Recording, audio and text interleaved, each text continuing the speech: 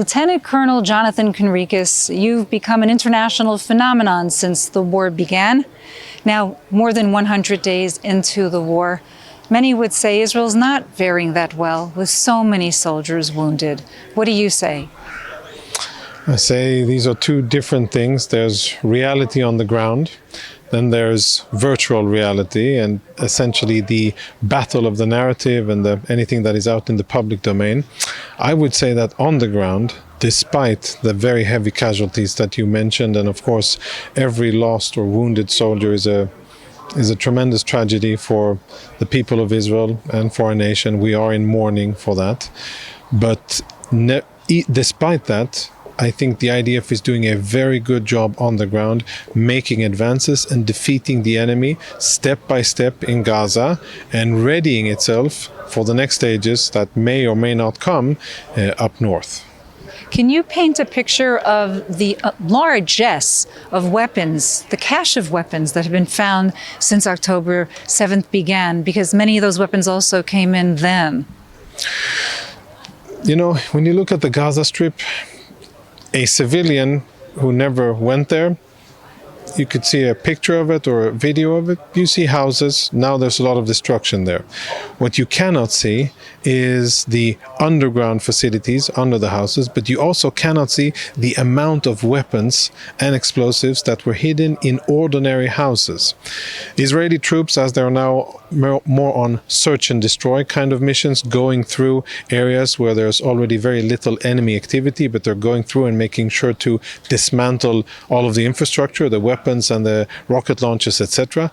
There's hardly a house that our troops go to that doesn't have either an entrance to a tunnel, a shaft, or weapons that are stocked inside, or explosives, or where they're manufacturing weapons, or it's a hideout for terrorist activity, or any of the above combined. And it's pervasive all across the Gaza Strip.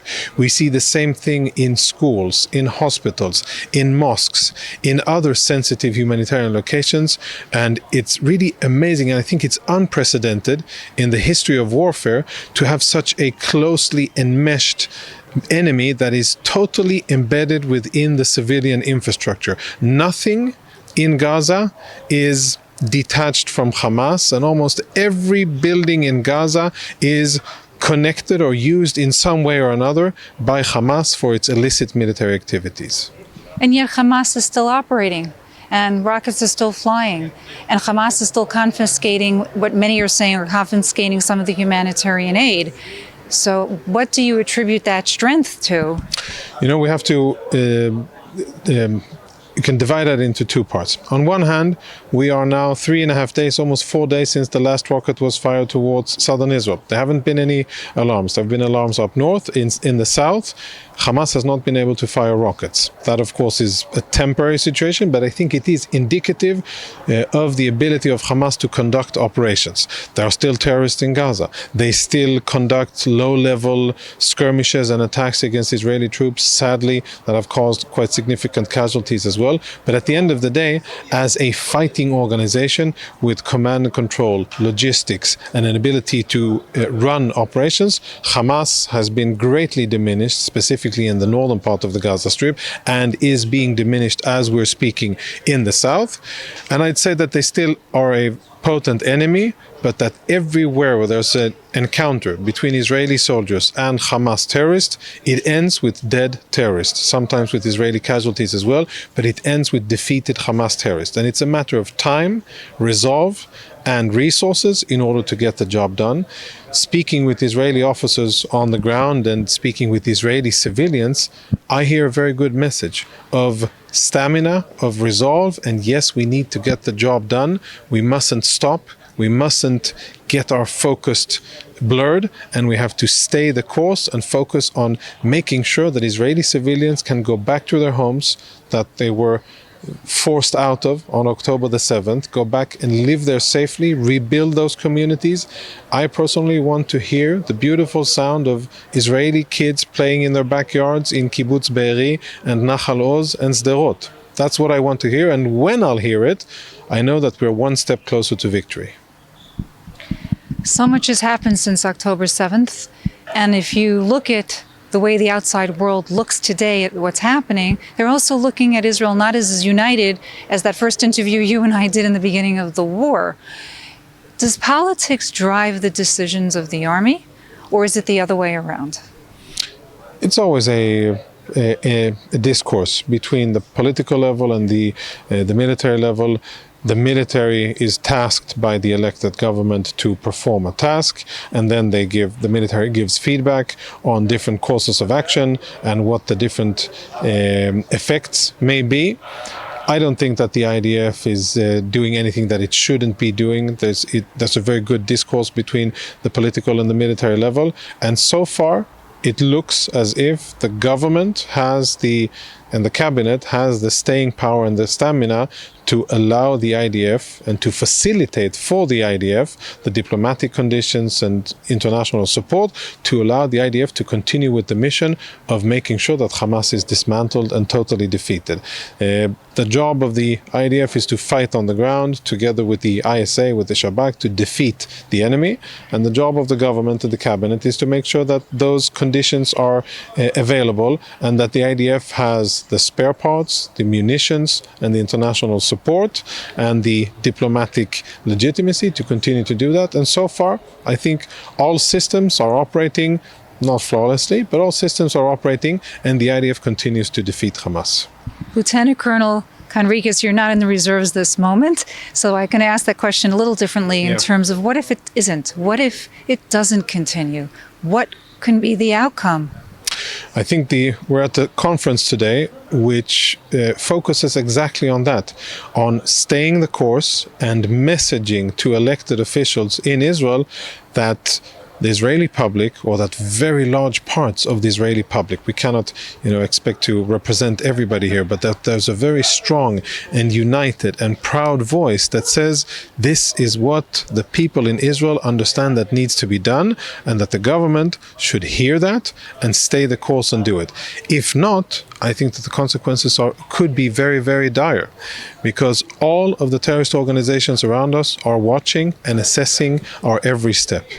If Hezbollah in Lebanon, and if Iranian proxies in Syria and other terror organizations in the Middle East see that Hamas did the most violent attack against Israeli civilians and took 240 Israelis hostage and murdered and pillaged and butchered and raped and executed and then got away with it to live and see another day, I think that would be a terrible message for the state of Israel to send to such a violent environment. The message needs to be, if you have the audacity and the cruelty to do this to Israeli civilians, your fate will be violent and it will be short, and you will be, by the end of that process, you will be dead.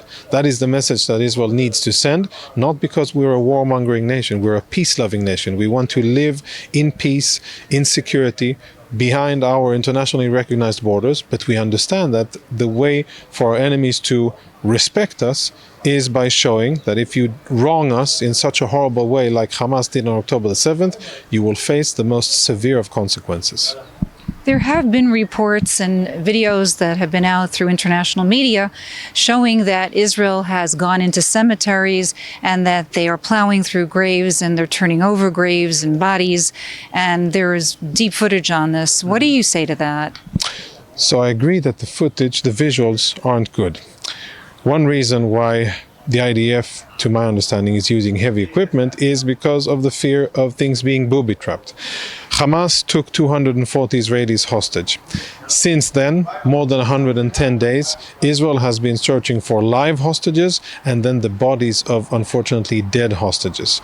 We saw that in Shifa, when Israeli troops went into Shifa and went through the morgue and the storage facilities where they were keeping bodies in cool conditions. And Israeli forensic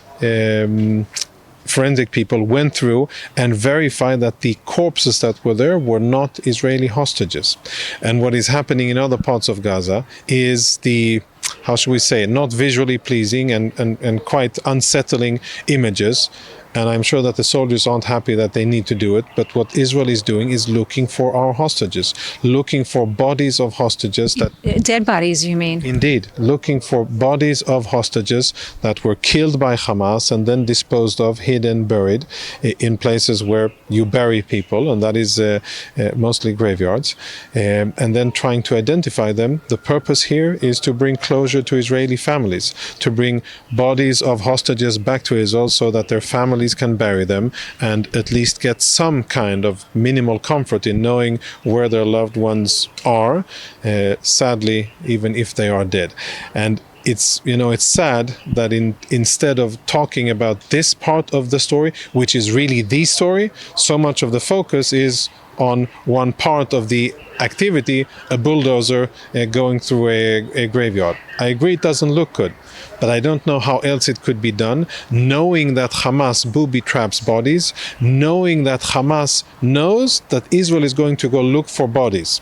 So it's a double known situation here, and therefore the IDF has to be careful when it approaches those areas.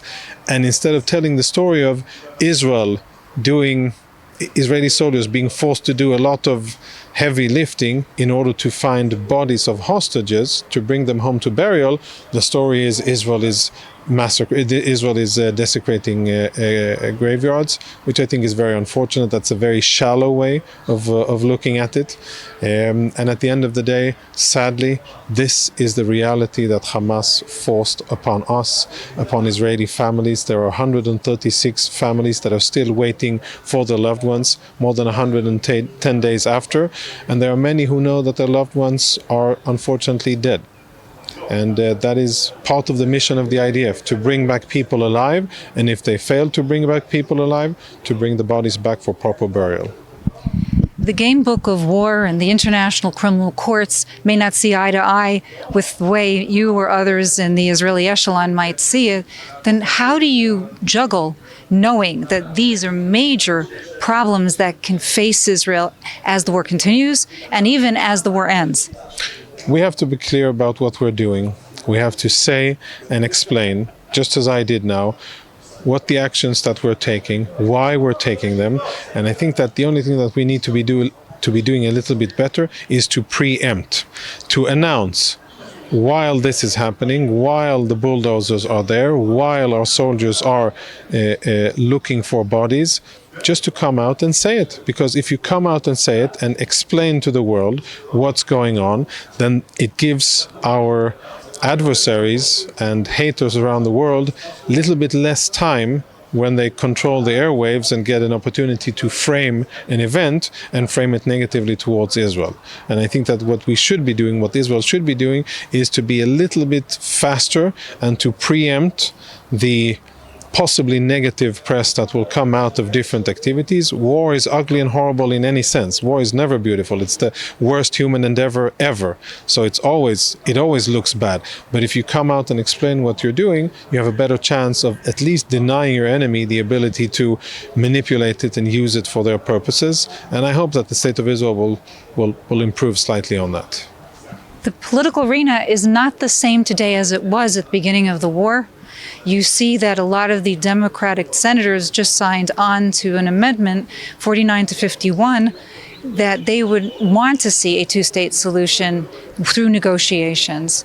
It isn't necessarily parallel to the way Israelis are seeing the picture the day after, knowing that Israel needs America and needs the support militarily and, of course, through the purchase of weapons. How do you see this playing out? I see a lot of support in Congress. I see tremendous material support from the US, approved by Congress and Senate, being sent to Israel. And I see very clear messages, not in the media, but more so in direct channels between US officials and Israeli officials. Get the job done. We've got your back. Finish Hamas. Try not to kill non-combatants, but get the job done. That's the essence of the message I'm getting in behind closed doors. In the media, I think that there are many journalists and editors who have a certain agenda that they're promoting, and they keep on asking these questions about the two-state solution and about political issues and trying to drive a wedge between Israel and the US. And in some cases, it has an effect because if a secretary is asked the same question 10 times, maybe on the 10th time, a part of an answer will slip, and then that part of an answer will be amplified, saying, "Well, this is the official position of the U.S." I don't think that's the case, and I think that there's tremendous support, institutional support, and that there's tremendous popular support, and this is supported by polling, recent polls in the U.S. as well. Tremendous institutional and popular support for Israel's plight, for Israel's need to defeat Hamas in order to secure security for itself. And I am not overly concerned, but of course, the Ministry of Foreign Affairs, the Prime Minister's office, they still need to work very hard in order to communicate that above board and below board, and to get the messaging and the information out there and explain what Israel's perspective is. I personally don't think that talking about the two-state solution now is really relevant. I would love for there to be a situation where my children and grandchildren won't grow up with an active Palestinian-Israeli conflict. Today, with Hamas being such a dominant part of the political Palestinian landscape and dominating the general vector and thinking of how they want to solve the conflict, their solution is no existence of Israel. That's how Hamas thinks about solving the issue. I don't think that we're there, and I don't think that it is relevant, and I think it's a bit tone deaf to be repeating two-state solution today when we are so far from it, and especially when the Palestinian side is, I'd say, not even close to talking about acknowledging the right of Israel to exist, for us to live here in our sovereign homeland, the homeland of the Jewish people. I just don't see it happening, and therefore I think it's a bit tone deaf. Brigadier General Avivi really feels that there could be an all-out war with Hezbollah. What does that look like? You have soldiers that are exhausted. Soldiers are being sent home, they could be brought back in. It's going to be a far larger, more dangerous war that one can even imagine. So what do you think would be the outcome of a war of that largesse? Much larger than a war with Hamas, but the fighting spirit of the IDF is high. Reservists that are going home and units that are brought out for R&R are basically saying one thing to their commanders: let me get back in and let's finish the job. And that, I think, is indicative of where their level of stamina and commitment is. Hezbollah is a different enemy, a much more powerful enemy, a much better equipped enemy that has a direct state sponsor, Iran, and that operates in a terrain which is very challenging and larger, much larger than the Gaza Strip. But Hezbollah also has a lot of weaknesses. They are accountable for what they do. They are accountable towards the Lebanese public for the destruction that they will bring to Lebanon if they launch a war against Israel. And they know that. And on one hand, the destruction and damage in Israel would be far more significant than it is today fighting Hamas. But at the end of the day, Israel will overcome it. There will be damage and probably lots of casualties, but Israel will overcome it. I'm not sure that Lebanon will. And I think that Hezbollah they are aware of this. Hassan Nasrallah is aware of it, and it's part of their calculations. So far, Hamas has done everything but throw the kitchen sink at Hezbollah, pleading them, please join in the battle. And Hezbollah has, for their decisions, decided not to at a real escalatory level. They've been firing and doing things, but they have decided not yet to. And I think part of that is because they also understand the consequences. Israel isn't happy to open a war against Hezbollah, but if Israel won't have a choice, then I think that is what Israel will do. World shipping has been impacted. People sitting in Utah and other parts of the United States didn't even know what Yemen was. And here we are with ships are targeted, mainly because they're trying to target Israeli ships, but not exclusively. And here you have Iran's proxy again working against the state of Israel? Yeah, you have masks coming off. That's what's happening. You have Houthis, which some in the media still call them Houthi rebels. Rebels against what exactly? Houthi terrorists that are operating at the behest of the Islamic Republic of Iran, executing their foreign policy and trying to choke and apply diplomatic and financial pressure on Israel. But I think that they're doing themselves a tremendous disservice because they are exposing to the world, even to people who don't want to believe it and who are kind of reluctant to understand reality, they're exposing themselves. And the link between the Houthis and the Iranians is apparent and clear for everybody in the world to see. And the fact that the Houthis are willing to, at the behest of Iran, to impede global traffic and the flow of goods, I think it's a tremendous thing. And I think that they're showing exactly why they're there and what their real priorities are. This isn't about Israel. You know, the Houthi flag, it starts with Allahu Akbar, and then the second line is death to America. Then it's death to Israel, cursed be the Jews, and victory to Islam. But it's first death to America. And that needs to be remembered. That is their focus, and they are serving Iranian purposes. And what's happening now is that masks are coming off, and the people around the world can see the type of organizations and enemies that Israel is facing. International spokesman for the state of Israel and its army. What is the one message you feel that wasn't getting out, that if you had to look at all of the interviews you have done throughout the war, is it? What is the message? The beauty of the people of Israel. Because speaking on behalf of a military, you hardly get the chance to show people. It's always this olive green mass of either vehicles, tanks, or it's planes in the air, or it's equipment. But it isn't really, there's never the bandwidth and the ability to look at people. And I think that what I fought for and what I am very proud to represent is the people of Israel, who, despite everything that we're facing, who despite the tremendous attacks on October the 7th and the failure and the humiliation and the hardship that they're going through, people are strong, people are resolute, people are coming together, showing beautiful signs of unity, and most importantly, stamina, steadfastness, and an ability to withstand significant challenges, but keep their mind on the job and continue to fighting until the fighting is over.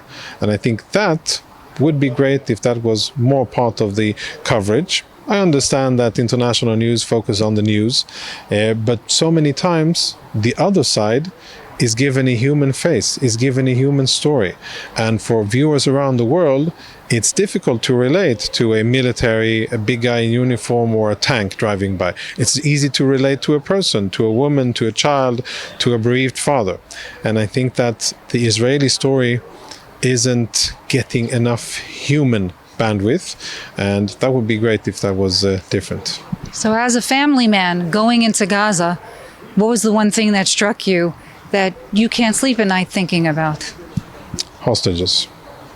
That was what kept me preoccupied, and I am just I don't know how the families are able to continue to function and live. It must be overwhelmingly difficult, and I can't even imagine what they're going through. But going into Gaza and seeing, speaking with soldiers there, they were from special forces, and one of their assignments was to find either clues or traces of, or actually to go and rescue hostages. They were going into the Shifa hospital, and there was intel that hostages may be held under Shifa. We had intel that they were taken to Shifa before and given medical treatment by the terrorists inside Shifa. And many of the soldiers were saying very excitedly, maybe, God willing, I'll have a chance of rescuing a hostage. And they were really excited about it, and they understood what a tremendous thing that would be, to bring back a hostage. Sadly, that has not yet happened, and Israel hasn't yet succeeded in bringing home our people. That is a strategic... Why? I think that the level of effort that Hamas has taken in order to make it almost impossible tactically, kinetically speaking, creating a very difficult situation, but that hasn't caused the IDF not to try. The IDF is trying as we speak to collect intelligence and also to find where they are and get them out. And I'm still hopeful that they will be able to. Lieutenant Colonel Jonathan Conricus, thank you for joining me at the Media Line. Thank you. Thank you.